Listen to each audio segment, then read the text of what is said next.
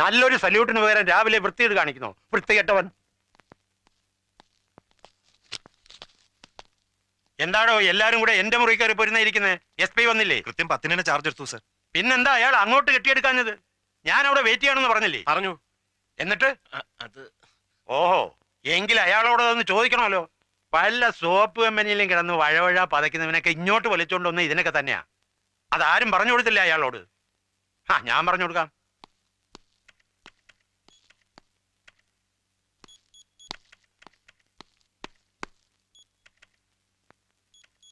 താൻ ആരാടോ?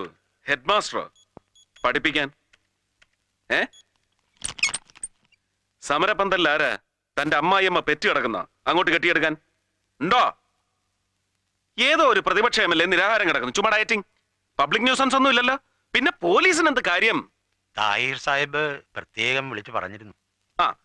ഈ താഹിർ സാഹിബ് ആരാണ്? ഒരു പ്രതിപക്ഷ കക്ഷിയുടെ ലീഡർ. ഒരു പഞ്ചായത്തിന്റെ പോലും ജനപ്രതിനിധി അല്ലാത്ത അയാൾക്ക് ജില്ലാ പോലീസ് സൂപ്രണ്ടിനോടോ ഡെപ്യൂട്ടി സൂപ്രണ്ടിനോടോ ഓർഡർ ഇടാൻ എന്താണ് അധികാരം? ഇല്ലാത്ത അധികാരങ്ങളെ വണങ്ങേണ്ട കാര്യം കാക്കി ധരിക്കുന്നവനില്ല. പോലീസുകാർക്ക് മാത്രമല്ല, പണക്കാരന്റെ വാതിൽപ്പടി കാക്കുന്ന പാവപ്പെട്ട ഗൂർഖയ്ക്കും ഇല്ല. ഉണ്ടോ? ഇല്ല. Sir, sir, yes sir.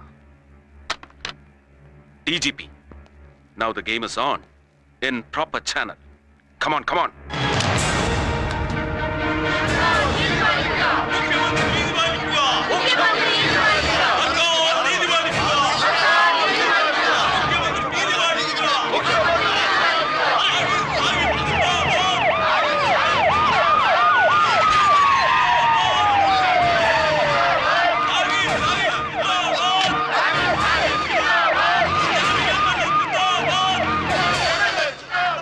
Good morning. ഞാൻ മുഹമ്മദ് സർക്കാർ. റഹീം ഹാജി കൊലക്കേസ് അന്വേഷിക്കാൻ നിയമിതനായ പുതിയ പോലീസ് സൂപ്രണ്ട്.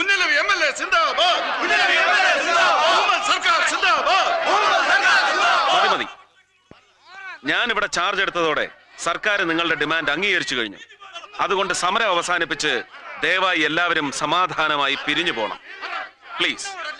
അല്ല മോനെ, അലവീനെ അറസ്റ്റ് ചെയ്യാതെ സമരം അവസാനിപ്പിച്ചാൽ അത് നമ്മുടെ പാർട്ടിക്ക് കുറച്ചിലല്ലേ? മമ്മദേ, എന്നെ അറസ്റ്റ് ചെയ്യാൻ IG-യുടെ ഓർഡർ ഇല്ലായിരുന്നു. ഓ അങ്ങനെ. IG-യുടെ എക്സാക്ട് പേഴ്സണൽ ടെലിഫോണിക് ഓർഡർ എന്താണെന്ന് ഒരു പ്രതിപക്ഷ MLA-ക്ക് പറഞ്ഞു തരേണ്ട ചുമതല ഒരു പോലീസ് സൂപ്രണ്ടിനില്ല. എങ്കിലും പറയാം. ഞാൻ ഇവിടെ വന്ന് ചാർജ് എടുത്തിരിക്കുന്നുവെന്ന് നിങ്ങളെ നേരിൽ കണ്ട് ബോധ്യപ്പെടുത്തിയിരിക്കുന്നു. That's all. അറസ്റ്റ് ചെയ്യാതെ നമ്മൾ സമരം അവസാനിപ്പിക്കുന്ന പ്രശ്നമില്ല. ക്രമസമാധാന തകർച്ചയോ പബ്ലിക് ന്യൂസൻസോ പേർപ്പസ്ഫുൾ പ്രൊവക്കേഷനോ ഒന്നുമില്ലാതെ ഒരു സമരത്തിലും പോലീസ് ഇടപെടാൻ പാടില്ലെന്നാണ് ഈ സർക്കാരിന്റെ നയം. So I am very sorry. പിരിഞ്ഞു പോകേണ്ടവർക്ക് പിരിഞ്ഞു പോകാം. ക്രമസമാധാനം തകർന്നാലോ?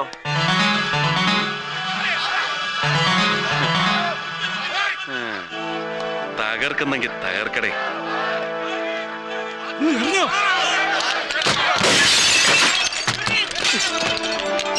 Purposeful provocation. ക്രമസമാധാനം തകർന്നു.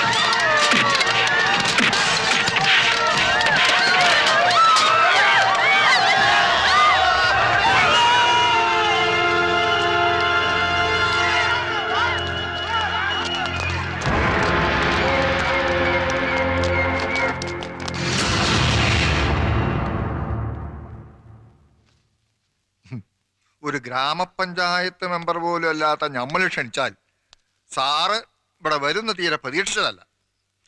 ഈ വരവിനും ചെയ്ത സേവനങ്ങൾക്കൊക്കെ നന്ദി. കുഞ്ഞലവിയെ ഒന്ന് അറസ്റ്റ് ചെയ്ത് മുഖം രക്ഷിക്കാൻ അവസരം കൊടുക്കാതെ താൻ എന്നീ കാട്ടിക്കൂട്ടിയ ഷോ ഓഫ് ഒക്കെ എന്തിനു വേണ്ടിയായിരുന്നു? ആർക്കു വേണ്ടിയായിരുന്നു? എനിക്ക് ശമ്പളം തരുന്ന പൊതുജനം എന്ന കഴുതയ്ക്ക് വേണ്ടി.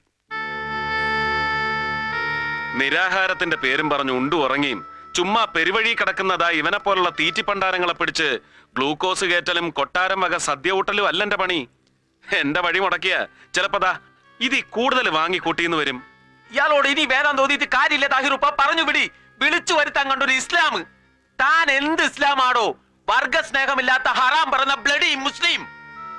അതേടോ, I am a bloody Muslim, Indian Muslim, Hindu Muslim, തലമുറകൾക്ക് മുമ്പ് മനസ്സും മതവും പരിവർത്തനം ചെയ്ത ഹിന്ദുസ്ഥാൻ മുസ്ലിം. ആരാന്റെ നെഞ്ചത്ത് ബോംബ് പൊട്ടിച്ച് വർഗസ്നേഹം കാണിക്കാൻ കഴിയാത്ത, എല്ലാ മനുഷ്യരെയും മനുഷ്യരായി കാണാൻ കഴിയുന്ന മനസാക്ഷിയുള്ള യഥാർത്ഥ മുസൽമാൻ. കുഞ്ഞലവി യോഗത്തേക്ക് പോ.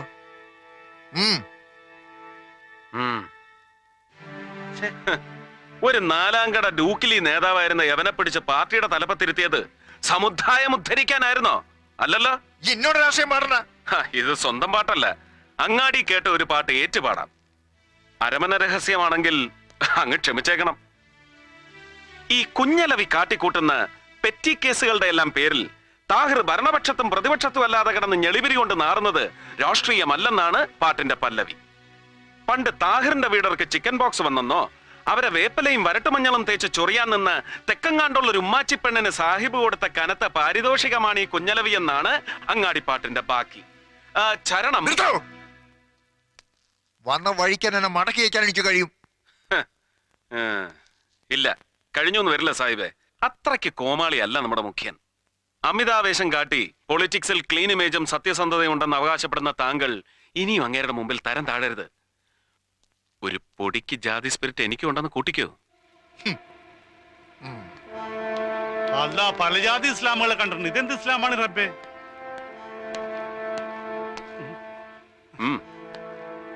ഖുറാൻ വായിച്ചിട്ടുണ്ടോ? ഉണ്ട്. ഉണ്ടോ? ഇല്ല. പരിശുദ്ധ ഖുറാനിലെ ഒരു സൂറത്തെങ്കിലും അർത്ഥമറിഞ്ഞ അക്ഷരശുദ്ധിയോടെ ഇനിയെങ്കിലും ഉച്ചരിക്കാൻ പഠിക്കണം.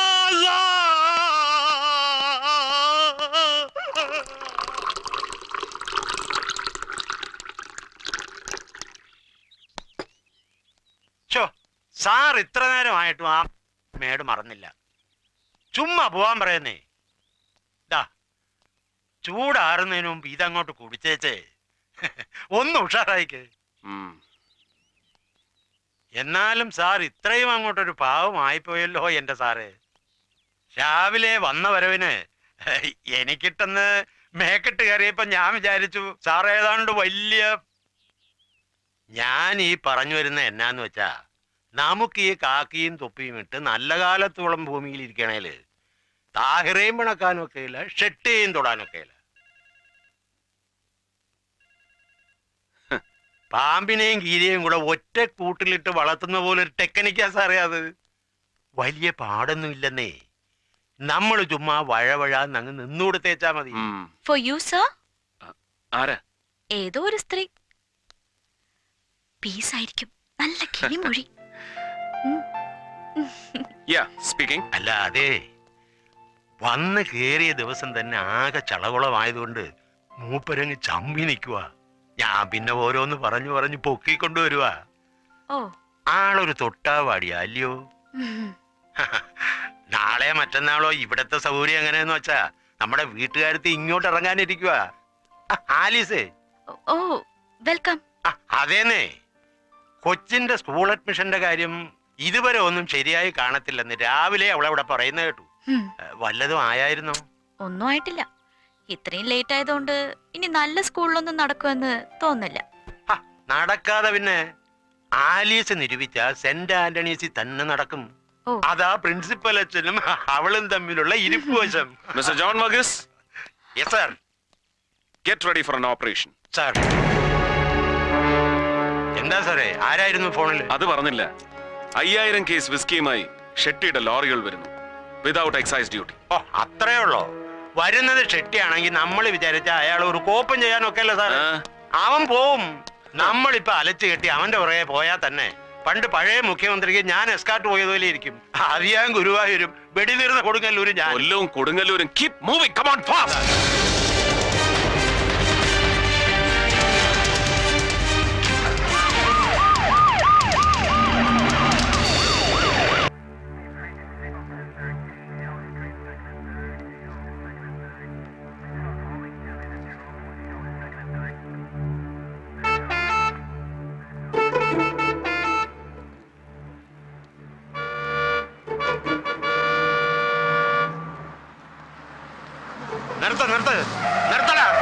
നിർത്ത്.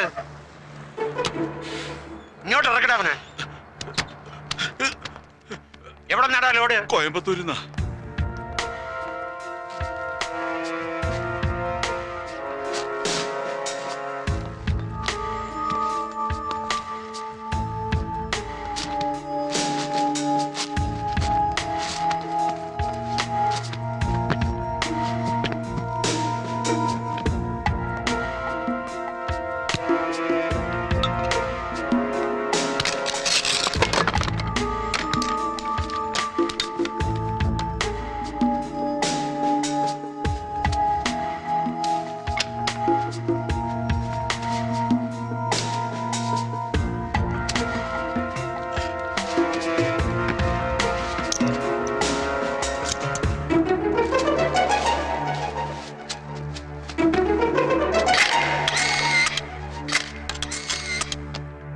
റഹീം ഹാജിയുടെ കൊലക്കേസ് അന്വേഷിക്കാൻ വന്ന നിങ്ങൾ പരാതിക്കാരനായി പെരുവഴി കിടന്ന കുഞ്ഞലവയുടെ കൈ തല്ലി ഒടിച്ചു.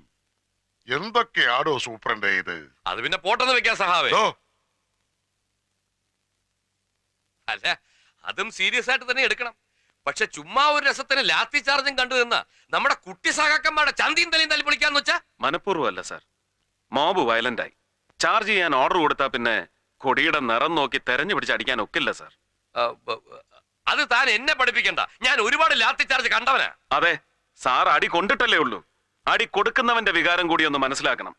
കല്ലും കത്തിയും വടിവാളുമായി നിൽക്കുന്ന ആയിരങ്ങളുടെ ജനക്കൂട്ടത്തെ 5 ലാത്തി കൊണ്ട് നേരിടുന്ന പോലീസുകാരനെടുക്കുന്ന ലൈഫ് റിസ്ക് കുറഞ്ഞ പക്ഷം ഒരു ഹോം മിനിസ്റ്ററെങ്കിലും ഒന്ന് മനസ്സിലാക്കിയിരിക്കുന്നത് നല്ലതാ. ഒലക്കേടെ മൂട്. എങ്ങാണ്ടെന്നൊരു ഫോൺ വന്നെന്ന് പറഞ്ഞ് അന്ന് രാത്രി എന്നെ കാടിളക്കി കൊടയം കുരിശും എടുത്ത് ഓടിയിരിക്കുന്നു ഷെട്ടിയെ പിടിക്കാൻ. എന്നിട്ട് എന്തായി? എന്താണോ ഇത്? പൂരപ്പറമ്പിലെ കുടമാറ്റോ?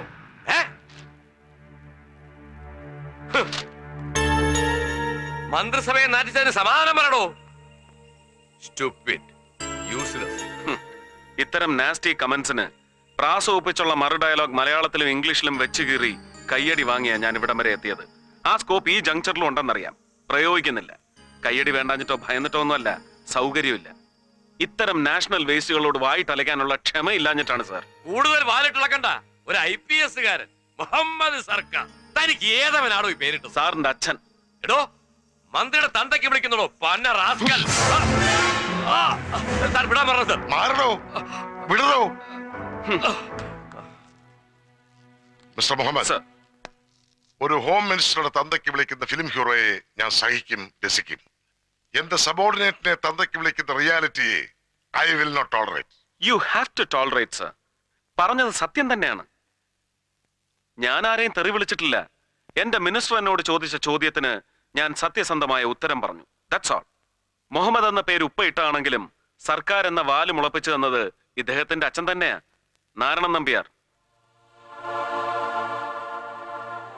അതെ സർ, മലബാറിൽ നിന്ന് കുടിയിറക്കപ്പെട്ട ഒരു പാവപ്പെട്ട ഖെസ് പാട്ടുകാരനെയും കുടുംബത്തെയും സമുദായ പാർട്ടിക്കാർ കെട്ടി എഴുന്നള്ളിച്ച് തിരുവനന്തപുരത്ത് സെക്രട്ടേറിയറ്റിന് മുന്നിൽ കൊണ്ടുവന്ന് പ്രതിഷ്ഠിച്ചു. കരുണയ്ക്ക് വേണ്ടിയുള്ള സമരം. അന്ന് നിങ്ങൾ തൊഴിലാളി വർഗ തമ്പ്രാക്കന്മാരുടെ ഭരണകാലം. അവരും കനിഞ്ഞില്ല. അവിടെ കുത്തിയിരുന്ന് പാട്ടുപാടി എരന്ന് മടുത്തപ്പോ എന്നെ മുഹമ്മദ് റാഫിയാക്കാനുള്ള ആഗ്രഹം ഉപ്പ ഉപേക്ഷിച്ചു. ഉച്ചക്കഞ്ഞി ഉറപ്പായ സർക്കാർ സ്കൂളിൽ ചേരാൻ പോയ എന്റെ വീട്ടഡ്രസ് ഹെഡ് മാസ്റ്റർക്ക് പറഞ്ഞു കൊടുക്കാൻ എഴുത്തും വായന അറിയാത്ത എന്റെ ഉമ്മക്ക് കഴിഞ്ഞില്ല. ക്രൂരമായ തമാശകളിൽ രസിച്ചിരുന്ന അന്നത്തെ ഹെഡ് മാസ്റ്റർ നമ്പ്യാർ സാർ, ഇദ്ദേഹത്തിന്റെ അച്ഛൻ, എന്റെ പേരിന് പുതിയൊരു വീട്ടുപേര് കൂടി എഴുതി ചേർത്തു, സർക്കാർ. സെക്രട്ടേറിയറ്റിന് മുന്നിൽ നിന്ന് എത്തിയവനല്ലേ ഈ മമ്മൂഞ്ഞ്. മുഹമ്മദ് സർക്കാരായി, മുഹമ്മദ് സർക്കാർ.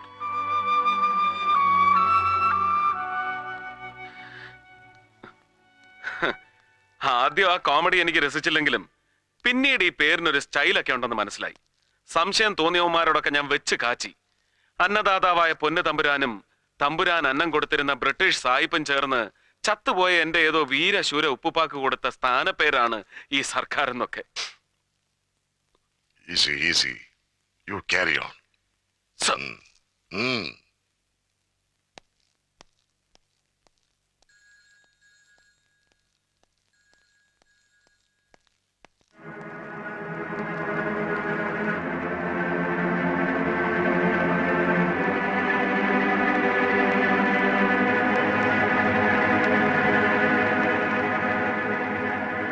മായൻകുട്ടിയുടെ മകൻ അല്ലേ?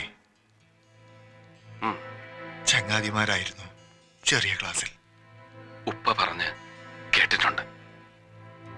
ഞാൻ ഡൽഹിയിൽ നിന്ന് പഠിപ്പ് കഴിഞ്ഞ് മടങ്ങി വന്നപ്പോഴാ മായൻകുട്ടി മരിച്ചതറിഞ്ഞത്. ഓർഫനേജിലായിരുന്നു പിന്നീട് അല്ലേ? തിരുവനന്തപുരത്ത് സെന്റ് ജോസഫ്സ്, പിന്നെ അലഹബാദ്, വിവേകാനന്ദ, വേറെ പലയിടത്തും. മായൻകുട്ടിയുടെ മകനെ ഞാൻ സ്വീകരിച്ച വിധം ശരിയായില്ല അല്ലേ? അയ്യോ, ഞാൻ അങ്ങനൊന്നും കരുതിയിട്ടില്ല. പെട്ടെന്ന് ക്ഷോഭം വന്നപ്പോ ഞാൻ എന്തൊക്കെയോ പറഞ്ഞു. അങ്ങനൊന്നും പറഞ്ഞുകൂടായിരുന്നു. മാപ്പാക്കണം. ഞാനും മാപ്പ് ചോദിക്കുകയായിരുന്നു, നിന്നോടല്ല, മനസ്സുകൊണ്ട് മായൻകുട്ടിയോട്.